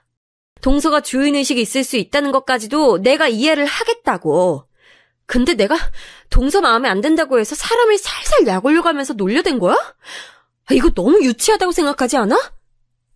따지고 보면 내가 윗사람이야. 동서가 건방진 거라고. 와, 본색 나오시네요? 무서워라. 핫바리 전문대 나오신 분께서 영특한 척 하시는 거. 저 지금 솔직히 너무 웃긴데 웃음 참는 중이에요. 생각지도 못했던 지점을 찔러오는 동서에게 놀랐고 제 얼굴이 순간 화끈거렸어요. 저는 경기도 소재의 전문대를 나온 사람이에요. 반면 동서는 서울에 있는 4년제 여자대학을 나왔더군요. 제가 그렇게 큰 학력의 차이는 모르겠다고 동서한테 말을 했더니 자기는 자기 친정 식구들이 전부 4년제 대학 나왔다고 하면서 으스댔어요. 그러면서 저한테 제 친정 식구들은 모두 학력이 어떻게 되냐고 물었습니다. 순간적으로 말문이 막히더군요. 제 친정 부모님께서는 두 분 다 고졸이 최종 학력이시고요. 친정 오빠는 고졸이었다가 나중에 대학 다녔어요. 야간대학으로 졸업장을 따냈죠. 친정 여동생은 경기도에 있는 나름 꽤 알아준다는 4년제 대학에 들어갔다가 중퇴를 했고요. 이때 괜히 속으로 여동생을 좀 원망했네요. 기껏 대학 보내놨더니 자퇴를 했으니까요. 이 망할 기집애가. 동서, 지금 설마 학벌로 사람 가르겠다는 건 아니겠지? 한 집안 식구끼리 너무한 거 아니야? 너무하거나 말거나 사실이 그렇잖아요? 형님, 말 나온 김에 고등학교는 어디서 다니셨어요? 좋은 동네였나요? 그건 갑자기 왜 묻나 했더니만 자기가 다닌 고등학교는 학군이 좋았다는 얘기를 하고 싶어서 밑밥을 뿌린 거였더군요. 이날 진짜 속이 상했네요. 성격 나쁜 사람이라고 제 안에서 판병이 난 동서를 더 상대하기도 싫어졌고요. 제가 가만히 입을 다물고 있다가 동서한테 그랬죠. 아이도 있는 사람이 애엄마로서 마음 예쁘게 쓰고 살았으면 좋겠다고요. 그러자 동서가 보인 반응은 형님이 먼저 주제 파악하시는 게 순서 같은데 이런 중얼거림이었답니다. 사람이 너그럽게 꼬리를 말아줬으면 응당 화답을 해주는 게 일반적이지 않나요? 어디 끝까지 해보자는 것도 아니고 동서가 툴툴거리는 모습에 정말이지 기가 막혔어요. 그런데 그때 방에만 계시던 시어머니께서 나와보시더니 저랑 동서가 대치 상대로 분위기를 냉랭하게 내고 있는 것에 한숨을 쉬셨죠. 그러면서 저를 쳐다보시며 말씀하셨어요. 큰애가 작은애를 잘 따라주려무나. 모르긴 몰라도 배울 건 꽤나 많을 게다. 손아래 동서라 생각하여 무시하려 들지 말고. 큰애야, 네가 푸근하고 따사로운 마음씨로 작은애를 매사에 감싸줘야 한다. 시어머니의 말씀에 저는 얼어붙었고 동서를 힐끗 쳐다보니까 입술을 실룩거리고 있었어요. 너무 황당했네요.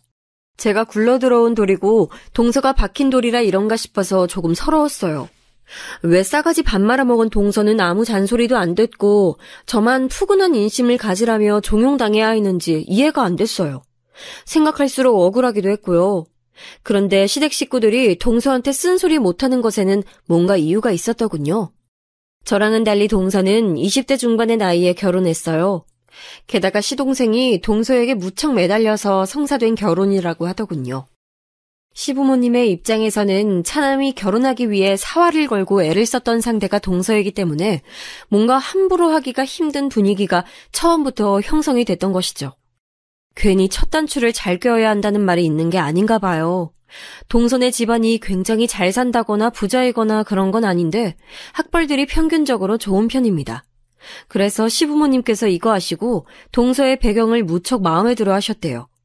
가방끈이 길다고 엘리트 집안이라고 추켜 세우시면서 그런 고상한 집안과 사돈의 연을 맺게 되다니 영광이라는 말씀도 하신 바 있었다고 하네요. 동서가 결혼 2년 만에 출산을 했는데 마침 아이도 시부모님께서 바라마지 않았던 남자 성별 손자였지요.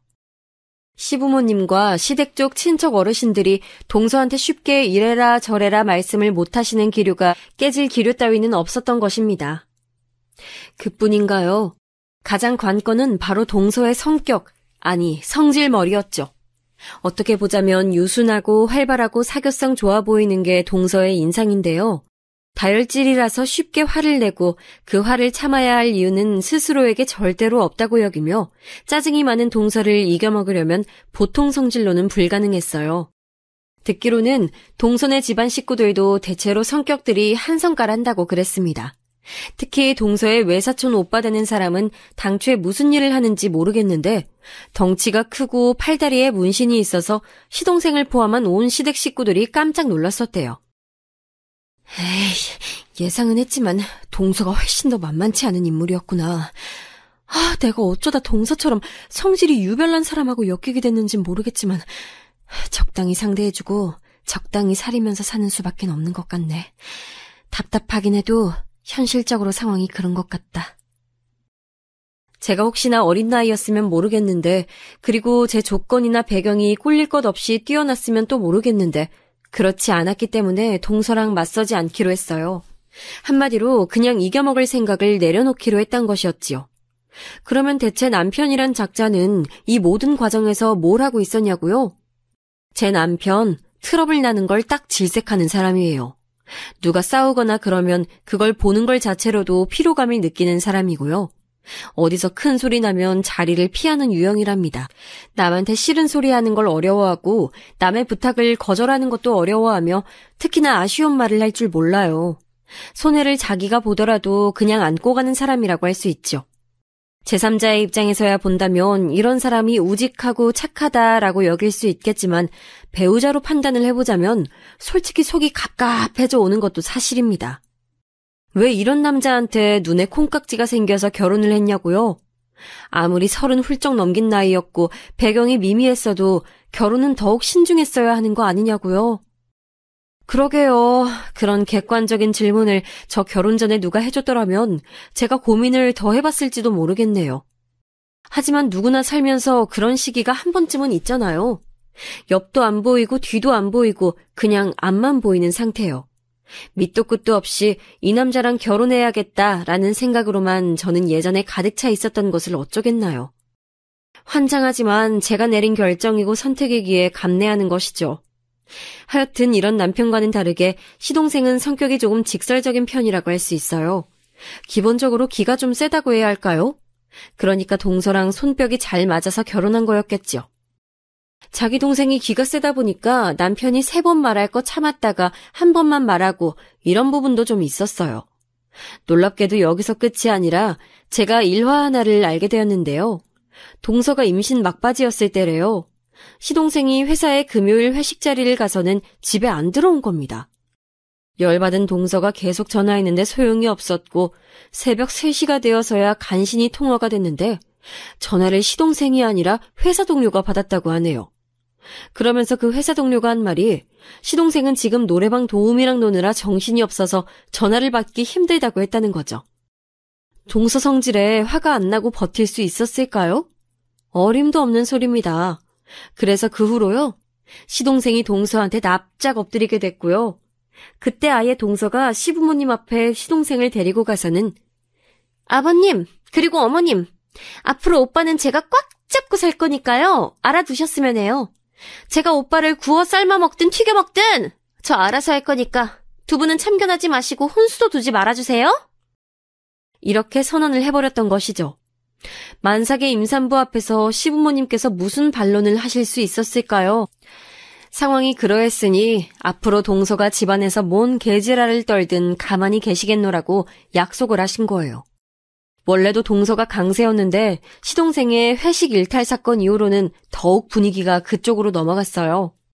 저는 그런 배경을 세세하게 몰랐기 때문에 당초에 이 시댁 사람들이 왜 저 말고 동서 편을 들어주는 느낌이 드는가 싶어서 답답함 속에 서러워하고 있을 수밖에 없었네요. 저는 약간 비약을 하자면 모범생 스타일인데 동서는 성격이라든지 말을 하는 게 톡톡 쏘는 편인데다가 말빨도 세고 아무튼 간에 그래서 저는 똥이 무서워서 피하는 게 아니라 더러워서 피한다는 심정으로 동서랑 안 부딪히려고 노력하며 지내게 됐어요. 하지만 시댁이라는 지대한 공통점이 떡하니 존재하는 이상 제가 그까진 노력을 한다고 해서 엮이지 않는다는 건 말이 안 되는 일이었답니다. 시아버지께서 등산을 가셨다가 다리를 삐끗하셨을 때도 그랬죠. 한동안은 아버님이 거동하시기 힘드실 텐데 어머님이 어떻게 다 감당하시겠어요? 이럴 때 며느리 찬스를 쓰셔야죠. 안 그래요, 형님? 형님이 아무래도 시간 많으시니까 아버님 보살펴 주시면 딱 되겠네요. 내가 시간이 많다니. 나도 일정 있고 할 일이 매일 있는 사람이야. 동서는 내 뭘 보고 내가 시간이 많다고 하는지 모르겠네. 전 애 때문에 안 돼요. 애를 봐야 돼서요. 근데 형님은 봐야 될 애가 없으시잖아요. 혹시 아버님 수발 들기 싫다고 일부러 그러시는 건 아니겠죠? 착한 형님이 그러실 리는 없다고 믿어요. 참고로 그때 저는 일주일에 3번 동네에 있는 카페에서 아르바이트를 했고요. 집에서는 문서 작업하는 걸로 돈벌이를 했어요. 대부분의 사람들처럼 직장으로 출퇴근만 안 했을 뿐이지 똑같이 근무를 하는 셈이나 다름없었는데요. 이게 장소 제약을 안 받다 보니까 동서는 제가 시댁에 가서 문서 작업을 하면 된다고 주장했습니다. 이가 빠드득 갈렸는데 누군가는 시댁에 가서 시아버지를 한 번씩 들여다봐드리며 시어머니를 도와드려야 하는 상황이란 건 명백했기에 그냥 제가 그렇게 하기로 했어요. 다만 동서의 입김에 의해서 제가 그 입장에 놓이게 되었다는 게 짜증이 났죠. 그놈의 애 핑계는 왜 이렇게 되던지 시어머니의 생신상을 차렸던 일화도 만만치 않았네요. 형님이 집안에 이런 되시고 나서 처음 맞는 어머님 생신이네요. 어머님께서 밖에 나가서 외식하는 것보다 집밥 좋아하는 건 형님도 알고 계시죠? 그건 나도 알지. 근데 작년에는 소갈비 식당 가서 생신 식사를 한 걸로 내가 알고 있었는데? 작년엔 그럴 만한 사정이 있어서 외식을 했던 거고요. 올해는 어머님께 생신상 차려드리기로 결정했어요. 며느리가 이제 하나도 아니고 둘인데 뭐가 문제겠어요, 형님? 집밥의 정성은 돈으로도 살 수 없는 건데요. 그럼 작년 말고 재작년에는 집에서 생신상 차렸어? 왜 나는 재작년에도 밖에 나가서 해결한 걸로 들었던 것 같지? 형님, 지나간 일은 왜 그렇게 따져대세요? 올해는 저희가 어머님 생신상 차려드리기로 이미 정해졌다니까요? 진짜 사람이 왜 이렇게 매사에 불만이 많고 트집 잡는 게 많아? 뭐라고? 안 그랬다가는 올해는 직접 차린다는 게 내 입장에선 이상하게 생각되니까 물어볼 수도 있는 거지. 동서야말로 너무 예민한 것 같네. 그리고 나는 미리 들은 바도 없는데 동서가 결정했다, 그러기로 했다 이렇게 통보하면 내가 당연히 당혹스러울 수 있지 않겠어? 그래서 어머님 생신상 차리기 싫으시다고요? 결국 그 말씀하고 싶은 건데 돌려 말하시는 거잖아요. 내가 언제 그랬어? 아니야.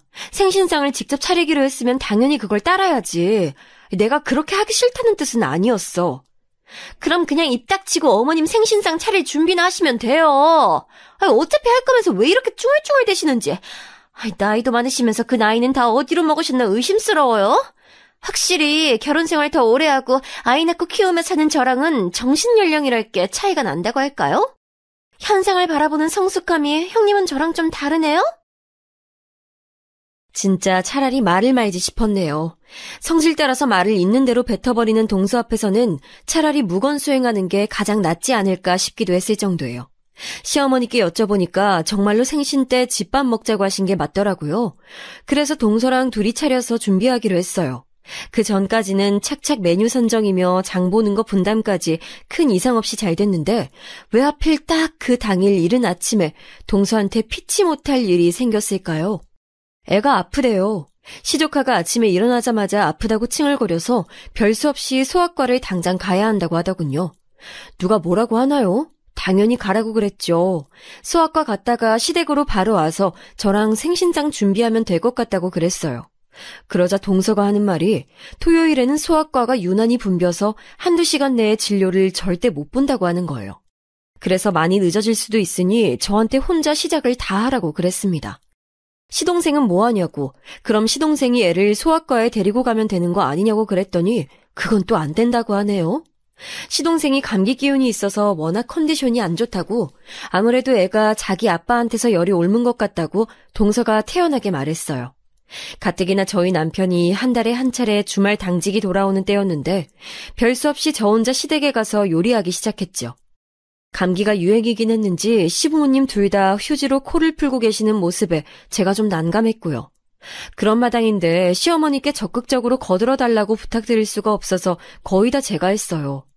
한참 제 눈치를 살살 보시던 시어머니께서 부엌으로 와서 뭐라도 거들어 주시려던 차이나 드디어 동서가 왔어요. 애를 품에 안은 채 말이죠. 어머님이 요리를 다 도와주고 계셨어요? 오늘은 어머님이 주인공으로 식사하실 건데 이러시면 안 되죠. 얼른 가서 쉬세요. 형님하고는 이제부터 제가 같이 하면 돼요. 아니, 나는 아직 별로 도와준 것도 없고 이제 막 부엌에 발을 들인 참이었는데. 그러려무나 둘이서 하면 뚝딱 끝내버리겠지. 시어머니께서 떨떠름하게 말씀하시고는 퇴장하셨어요. 저는 당연히 동서랑 분업을 할 작정이었건만 제가 도마를 들이밀었더니 한 발짝 뒤로 물러나더군요. 자기는 제가 쌓은 공든탑을 빼앗을 생각이 없대요. 그게 대체 뭔 참신한 개소린가 했더니만 처음부터 제가 다 해냈으면 마무리까지 제가 다 해야 맞는 거라고 우기는 거였어요. 제가 어이가 없어서 쳐다봐줬더니 동서가 눈을 부라리면서 자기는 애도 봐야 하니까 정신없어서 부엌에만 못 붙어있는다고 딱 잘라서 말을 하더군요. 왜요, 형님? 그냥 형님이 다 알아서 편하신 대로 요리 끝마치는 게 낫지 않겠어요? 형님이 가방끈이 짧으실 뿐이지 상을 못 차리시는 건 아니잖아요. 혼자서 다 차렸다고 하면 다들 형님을 추켜 세워줄 텐데 뭘 그렇게 마음에 안 들어 하세요? 공로를 세우실 좋은 기회인데요. 그래도 어떻게 혼자 다 하나요? 아무도 없었다면 모를까 동서라는 일꾼이 도착한 이상 제 마음이 생신상을 혼자 다 차리는 쪽으로는 기울 수가 없었어요. 동서는 조금 짜증을 내더니 속이 답답해서 아이스 커피를 사오겠다며 갑자기 밖으로 나가더니 그대로 안 돌아왔어요. 20분이 지나도 안 오길래 동서한테 전화하니까 안 받더군요. 미쳐버리는 줄 알았네요. 결국 그 어머님 생신상이요. 기획은 동서가 했는데 노동은 제가 다 했습니다. 저녁 시간이 돼서 모두가 상 앞에 둘러앉았을 때 저는 저 혼자 이거 다 했다고 말씀드렸어요. 시아버지께서는 놀라셨는지 갑자기 기침까지 몇 번 하셨고요. 그러자 혹시 감기 기운 옮아붙는 거 아니냐면서 동서가 시아버지를 향해 눈총을 보냈답니다. 동서는 저랑 시선이 마주치자 웃으면서 이렇게 말했죠. 네, 맞아요. 형님이 거의 다 하신 거나 다름없어요. 저는 거들기만 한걸요? 형님이 정말 고생 많이 하셨어요. 그래, 나 좋게 말해줘서 고마워, 동서. 그런데 동서는 뭘 거들었을까? 여기 차려진 것 중에서 동서가 거들었던 게 뭐더라? 내가 잘 모르겠으니까 물어보는 거야. 뭘 그렇게까지 캐모르세요? 알겠어요. 예, 형님이 하나부터 열까지 다 하셨어요. 형님이 전 세계 최고의 요리사세요. 대단하시고요. 존경스러워요. 이러면 됐죠? 감사합니다, 형님. 그때 정말 뒤통수가 뻐근해졌어요. 동서에 황당하기까지 한 그 놀라운 말빨, 사람을 완전히 바보로 만들더군요. 근데 분위기가 제가 거기서 따지고 자시고 할 그런 건 절대 아니었어요. 그리고 왠지 다들 저를 향해 참았으면 하는 눈치를 주는 느낌이었다고나 할까요? 그런 묘한 게 있었어요. 그 이전에도 몇 번 느낀 바 있는 시선들이었죠. 여기서 너만 참으면 문제가 없어 라고 말하는 시댁 식구들의 시선. 그게 어머님의 생신상 앞에서도 느껴지더라 이겁니다. 특히나 동서가 내민 생신 축하 돈봉투에 시어머니께서 환하게 웃으시는 모습을 보며 저는 씁쓸해진 입맛만 다셔야 했네요. 잡채가 근데 왜 이렇게 싱거워요? 아, 형님, 지금 저희들 보고 건강 생각해서 나트륨 좀 줄이라고 경고해 주시는 거예요? 건강할진 몰라도 맛은 영 아니네요. 동서가 그런 말을 하면서 희죽희죽 웃더군요. 남편은 조용히 잡채를 더 가져다가 먹었고요. 시어머니께서는 잡채가 기본 음식이지만 은근히 잘하려고 할수록 어려워지는 메뉴라고 말씀해 주셨어요. 그렇기에 제 기분이 별로 상하지는 않았는데요. 잠시 후에 동서가 저한테 아주 얄미운 발언을 날린 건 타격이 컸죠. 어머, 그래요, 어머님? 그렇다면 확실히 잡채가 형님한테는 어려운 과제였겠네요. 형님 오늘 힘든 시간 보내셨겠구나. 그러면서 아주 작게 박수 2번 짝짝 쳐주더라고요. 저는 살면서 이런들 저런들 모두 어떠하리 같은 생각을 하고 살 때가 많은 사람이었어요. 성향 자체가 어찌 보자면 건조한 기질이 있다고나 할까요? 그랬기에 남을 깊이 미워해 본 적도 없었고 싸워본 적은 더더욱 없었어요. 저보다 훨씬 더 무미건조하고 남한테 관심도 없는 남편을 만나 결혼까지 하면서 그런 제 성향이 오래오래 유지될 줄 알았건만 동서가 자꾸만 저를 뒤흔들더군요. 주먹 꽉 쥐었는데 시어머니의 품에 들린 동서가 건네드린 돈봉투 보면서 간신히 참았어요. 제가 참고 또 참는 걸 보면서 시댁 식구들은 아마 또라이 동서한테 아주 적절한 형님이라고 여겼을 일이에요. 그런데 얼마 후 동서가 저한테 제 친정 여동생이 고졸이냐고 묻더군요. 제가 조금 굳은 얼굴로 맞다라는 대답을 하자마자 동서가 박장대소했어요. 와, 대박이다! 고졸? 고졸이요? 전에 동생분은 대학 다닌다 어쩌고 하셨던 걸 듣고 대졸인가 했더니 중퇴라서 고졸이었어요? 그럼 형님은 자기 집안에서 고학력자인 거네요? 아무도 모르는 핫바리 전문대 졸업했는데 집안에서는 고학력자라니요? 형님 집안 너무 웃겨요. 깔깔 웃으면서 자기 집이랑 저희 집이랑 수준 차이가 심하게 난다고도 했지요. 제가 살아보니까요, 비단 학교 같은 곳에서만 계급이 나뉘는 게 아니더라고요. 직장에 들어가면 사무실 내부에서 그런 비슷한 게 생겨나고 현장 일이면 현장에서 그런 게 생겨나기 마련이에요. 하물며 생판 남이었다가 각자의 결혼으로 엮이게 된 시댁 식구들 사이에서 그런 게 왜 안 생기겠어요. 나이든 뭐든 어떤 것을 근거로 삼아서라도 반드시 서열이 갈리는 것 같더군요. 그리고 동서는 유난히도 그런 것을 무척 좋아하며 즐기고 또한 이용해 먹는 사람이었죠. 반대로 저는 그런 행위 자체가 피곤하게 느껴지고 소모적으로 다가오는 사람이었고요. 형님은 임신 안 하세요? 아이 안 가지세요? 저는 슬슬 둘째를 계획하고 있어서요. 형님이 임신 계획이 있으시다고 하면 왠지 시기를 맞추고 싶네요. 애들끼리 동갑으로 키우면 너무 좋을 것 같지 않아요? 재밌을 듯 싶은데요. 동서의 그 말 듣는 것만으로도 너무 싫었네요. 상상만으로도 동서랑 같은 시기에 임신을 하고 있는 것에 몸서리가 쳐졌어요. 만약 그렇게 되면 사사건건 비교가 시작될 텐데 소름이 끼쳤죠. 저는 동서랑 되도록 접점이 없었으면 하고 바랐는데 동서는 자꾸만 저에게 시비를 걸어왔어요. 그 외에 학교 다닐 때도 보면 일진 양아치들이 자기들끼리만 모여서 놀면 되는 것을 꼭 죄 없는 조용한 애들을 낚아다가 데리고 다니며 괴롭히고 삥 뜯고 그러잖아요. 동서를 보면 꼭 그런 것과 겹쳐졌어요. 남한테 못되게 구는 종자들은 혼자 있으면 심심해 죽겠나 봐요. 누구라도 툭툭 건드리고 괴롭혀대야 자기 직성이 풀리는 것 같았어요. 형님, 지난주에 지방 나들이 가셨었다면서요. 예쁜 곳 구경하고 오셨으면 저한테도 알려주시고 추천도 해주시고 그래야지. 왜 항상 입을 꾹 다물고 계세요? 저한테 불만 있다고 시위하시는 것도 아니고 늘 생각하는 건데 형님은 덩치는 거인이시면서 속은 난쟁이보다도 못하시네요. 입술을 삐죽거리면서 말을 하는데 마음 같아서는 확 그냥 저 주둥이를 갖다가 손으로 꼬집어버리고 싶었네요. 제 옆에 있으면 자기가 남자의 보호 본능을 일으키는 여리여리하고 가냘픈 몸인 게 강조가 돼서 좋다나 이런 헛소리를 들으면서 저는 속으로 돌을 닦고 있었죠. 참을 인자면 사람 해치는 것도 면한다는 속담 같은 걸 중얼거리면서요. 이윽고 설날 명절이 됐을 때였어요. 설 당일에는 다 같이 식사했으면 좋겠다고 시아버지께서 강조를 하셔서 따르기로 했고요. 저희는 설 전날부터 시댁에 있다가 설 당일에 제 친정으로 가는 순서였고요. 시동생과 동서는 반대로 설 전날에 동선의 친정에 있다가 설 당일에 시댁으로 넘어오는 순서였어요. 정오즈음에 점심 식사 함께 하자는 것으로 얘기가 됐습니다. 저는 시댁에 있던 사람이니 떡국을 끓이는 건 제 몫이 됐죠. 동서는 멀리서 오는 입장이었으니까요. 한 끼 얼른 해치우고 친정으로 가고 싶은 마음이 제 안에서 차오르고 있었는데요. 오전 11시가 다 되어가던 때 시동생으로부터 연락이 왔어요. 출발이 좀 늦어져서 정오까지 도착하긴 힘들 것 같다는 거예요. 시간 맞춰 오라고 그렇게 신신당부를 했었는데 짜증나고 허무하기까지 했죠. 12시에 식사를 해야 친정으로 출발하는 게 여유로운데 시간 더 늦춰지면 곤란할 것 같아. 차라리 우리끼리 시간 맞춰서 먹을까? 제가 남편한테 그렇게 말했는데 시부모님께서 들으시더니 아무리 그래도 설 명절에 유일하게 한 끼 다 같이 먹는 건데 그렇게 따로 행동하는 건 좋지 않다면서 뭐라고 하시더군요. 그래서 시동생한테 몇 시 도착 예정이냐고 그랬어요. 12시 반까지는 무조건 도착할 것 같다고 하더라고요. 그 정도는 솔직히 괜찮을 것 같았기에 알았다고 그랬습니다. 그 시각에 맞춰서 저는 떡국을 준비했죠. 떡국 위에 뿌릴 김가루까지 다 준비하고 시계를 봤을 때가 12시 반이었어요. 그런데 안 오더군요.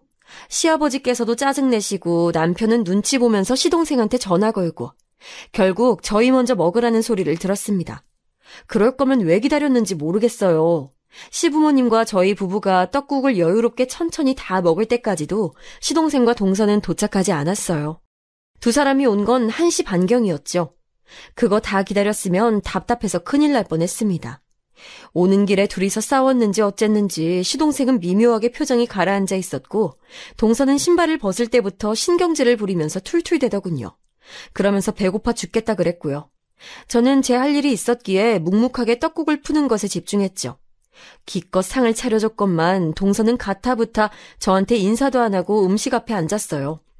진작에 완성돼 있었던 떡국은 좋게 표현하자면 부드러우며 진국이 돼 있었고 나쁘게 표현하자면 불어 있었으며 진득해져 있었죠. 그런데 먹는 데는 지장 없었어요. 오히려 씹기 괜찮았을 거고요. 시동생은 시부모님께 이런저런 말을 하면서 왜 늦었는지 하는 이유를 대느라 아직 부엌 입성 전이었어요. 그럼에도 동서가 식탁에 앉아서 먼저 대뜸 수저를 든 거였고요. 동서가 제 쪽을 힐끗 보더니 계란을 너무 안 예쁘게 붙였다나 뭐라나 그렇게 중얼거렸는데 제가 그냥 못 들은 척 해줬습니다. 고무장갑 끼고 설거지 시작한 참이었거든요. 근데 동서가 호들갑 떠는 소리만은 도저히 무시할 수가 있었어야 말이죠. 아, 뭐야? 아우, 이거 왜 이렇게 짜? 바닷물 퍼다가 떡국을 끓였나? 나트륨 덩어리 이거 뭐야? 한 입 먹자마자 기분이 확 나빠지네. 저기요, 형님. 일부러 저 골탕 먹이시려고 소금 왕창 뿌리신 거예요? 무슨 소리야? 내가 그럴 리가 없잖아. 간이 조금 간간하게 되긴 했는데 우린 다 맛있게 먹었어. 아까보다 더 졸인 것도 아니라서 간이 비슷할 텐데 그렇게나 짜다고? 네, 그렇게나 짜요. 차라리 싱겁게 끓인 거면 소금 쳐서 먹으면 되는데 짜게 끓여 놓으니까 수습이 안 되잖아요. 아, 짜증나. 떡국 기대했는데 이게 뭐야. 살면서 먹어본 떡국 중에서 제일로 맛없네. 동서는 아이 키우는 엄마가 음식 투정 한번 참 잘한다. 아이가 음식 투정할 때마다 동서는 할 말이 없겠어. 본인이 하도 투정을 하니까. 먹기 싫으면 먹지 마. 억지로 먹으라고 강요는 안 해. 저는 제가 끓인 거니까 완벽히 객관적이 될 수는 없겠지만 통상 맛있는 떡국이라는 기준은 거의 정해져 있잖아요. 그렇기에 저는 그 떡국의 맛이 이상하지 않다는 걸 알고 있었고요. 그렇게까지 짜지 않다고도 생각했어요. 시어머니께서도 많이 짜거나 단 거를 잘 못 드시는 편인데 별 말씀 없이 떡국을 다 드셨으니까요. 그것도 국물까지 말이죠. 그래서 동서가 그날 원래 기분이 나빠 보였던 것에 근거해서 저한테 트집을 잡고 화풀이를 하려던 것을 간파할 수 있었어요. 딱딱하게 동서한테 말을 하고선 다시 달그락거리며 설거지를 이어가려고 하던 때에 동서가 수저로 떡국 그릇을 마구 뒤적거리면서 이렇게 중얼거리는 소리가 들려왔습니다. 못 배워먹고 대가리 나쁜 무식한 년이 무식하게 덩치만 커서는 이런 거 하나 간도 제대로 못 맞추네. 아, 명절날에 사람 기분 잡치게 만드는 년. 아, 열받아. 만일 제가 그 음성을 못 듣고 놓쳐버렸다면 지금은 어떤 게 달라져 있을지를 저는 가끔 궁금해해요. 그러나 이미 돌이킬 수 없이 벌어진 일은 벌어진 뒤였죠. 저는 제 안에서 기생해 오면서 저를 향해 참아. 그냥 참으면 되잖아. 참는데 돈 들어가? 이렇게 말을 해오던 벌레 한 마리를 그 순간 터뜨려 없애버렸습니다. 그리곤 고무장갑을 낀 채로 동서가 앉은 식탁에 돌진했죠. 야, 이 조그만 난쟁이 똥자루야! 너 어디 이리 와봐라. 오늘 너 죽고 나 죽고 한번 해보자. 명절 기념으로 단판 한번 지어보자고! 너 당장 일어나. 안 일어나냐? 왜? 갑자기 겁이라도 나니? 지금까지 내내 그랬던 것처럼 주둥이 열어봐. 나한테 당당히 맞서 보라고! 제가 동서의 코앞에 서서 위협적으로 내려다보며 말했어요. 저의 커다란 눈은 그 순간에 무서운 빛으로 더욱 커다래져 있었겠지요. 동서가 한 손에 수저를 쥔 그대로 굳어서는 입을 쩍 벌린 채 저를 올려다보고 있었네요. 당황했는지 아무 말도 못하고 굳어 있었어요. 그러더니 침을 아주 꿀꺽 삼킨 후에 저한테 기껏 이런 말이나 했지요. 제가 왜요? 제가 왜 형님이 하란 대로 해야죠? 형님이 일어나라니까 갑자기 일어나기 싫어지는데요. 덩치로 밀어붙이시는 것 같은데 굉장히 무식해 보여요. 내가 진짜 무식한 게 뭔지 보여줄까? 네가 아직 무식한 걸 못 본 것 같아서 내가 선심 써서 시범 하나 보여주련다. 저는 말을 마치자마자 동서의 앞에 놓여있는 떡국을 집어들어서 그대로 확 끼얹었어요. 동서의 얼빠진 면상에다가 말이에요. 동서가 악소리를 내면서 비명과 함께 자리에서 벌떡 일어났습니다. 별로 뜨겁지도 않았을 건데 오만 호들갑을 다 떨면서 발작하더군요. 부엌으로 달려온 시부모님과 제 남편, 시동생은 경악한 상태였어요. 이게 무슨 일이냐며 모두가 난리들을 치는 와중에 저는 유일하게 침착함을 유지하는 사람이었고 목소리 또한 차분하게 흘러나갔어요. 이렇게 하니까 자리에서 일어나네. 역시 동서는 말로 하면 안 들어먹고 이렇게 행동으로 보여줘야 말을 들어먹는구나. 그래서 여태까지 윗사람이자 나이도 더 많은 나한테 개같이 까불어댄 거였어? 내가 말로만 동서한테 그랬기 때문에? 이제 동서가 어떻게 해야 말을 쳐듣는지 내가 확실히 알았으니까 앞으로 동서 정신머리 교육 똑바로 시켜줄게. 발버둥 치는 건 동서 자유라서 말리진 않겠지만 글쎄, 난쟁이한테 거인에게 덤빌 용기가 있는지 모르겠다. 우리 엄마 아빠한테 다 일러바칠 거야. 우리 사촌 오빠 한 명 엄청 덩치 크고 무서운데 형님 그거 모르셨나 보네요. 이제 형님 큰일 났어요. 그래. 근데 동서 가족들한테 뭐라고 말하게? 형님한테 지금까지 깝죽대면서 모욕을 퍼부었다가 떡국살에 맞았다고? 그렇게 말하면 가족들은 동서를 도와주게 되는 거야? 그 집안 수준 한번 엄청 높다. 대학 나와서 일진 양아치처럼 구는 거 안 창피할까? 동서는 자기 가족들이 고작 그런 수준이라고 나한테 알려주고 싶어서 안 달났나 봐. 동서가 몸을 바들바들 떨어댔고 그때 남편이 제 어깨를 감싸면서 부엌 밖으로 나갔어요. 제 가방이랑 겉옷은 자기가 챙길 테니까 먼저 차에 가 있으라고 하더군요. 부엌 쪽에서 동서가 악에 바친 소리를 지른 순간 놀랍게도 시아버지의 호통 소리가 들려왔어요. 그쯤 하거라! 무식하고 천박한 것에도 정도라는 게 있다. 오냐 예쁘다 하고 봐주니까 네가 그 정도를 모르고 설치는구나. 그러자 동서가 조용해졌죠. 저는 친정으로 가서 편안한 시간을 보냈어요. 남편이 앞으로는 시댁에 발길 안 하겠다면서 저한테 사과를 하길래 저는 그럴 필요 없다고 말을 할까 하다가 관뒀습니다. 그 후로 시부모님께서는 저에게 조심스러워지셨고 제가 시댁에 와줬으면 하시면서 저자세로 나오셨어요. 동서요? 그로부터 2달 후에 마주쳤었는데 저를 째려보길래 제가 기지개 한번 켜줬더니 거의 오줌 지릴 듯한 기세가 돼선 꼬리를 말더군요. 제가 팔을 휘두르는 것만 봐도 흠칫하더라고요. 시동생한테서 들었는데 동서가 자기 집안 사람들에게 제 얘기를 안 했대요. 솔직히 동서도 양심이란 게 있으면 부끄러워서 말을 못 꺼냈겠죠. 시동생도 저랑 남편 둘 다에게 그간 죄송했다면서 사과를 해왔네요. 동서가 저에게 사과를 한 건 그로부터 무려 1년이 더 지났을 때였어요. 제가 저희 아이를 임신하고 있던 시기였는데 선물을 들고 먼저 저를 찾아와서는 죄송하다고 말을 하더군요. 뭔 바람이 불어서 정식으로 사과까지 했는진 몰라요. 그냥 안 물어봤네요. 시간이 꽤 흐른 현재 저는 거리낌 없이 행동하고 활보하고 다니는데 동서가 저를 피해 다니고 있는 와중입니다. 저랑 접점 안 만들고 싶어서 안달인 게 느껴지고요. 시부모님께서는 예전과 비교할 수 없을 정도로 저한테 친근하게 대해주셔서 화목하게 잘 지내고 있답니다.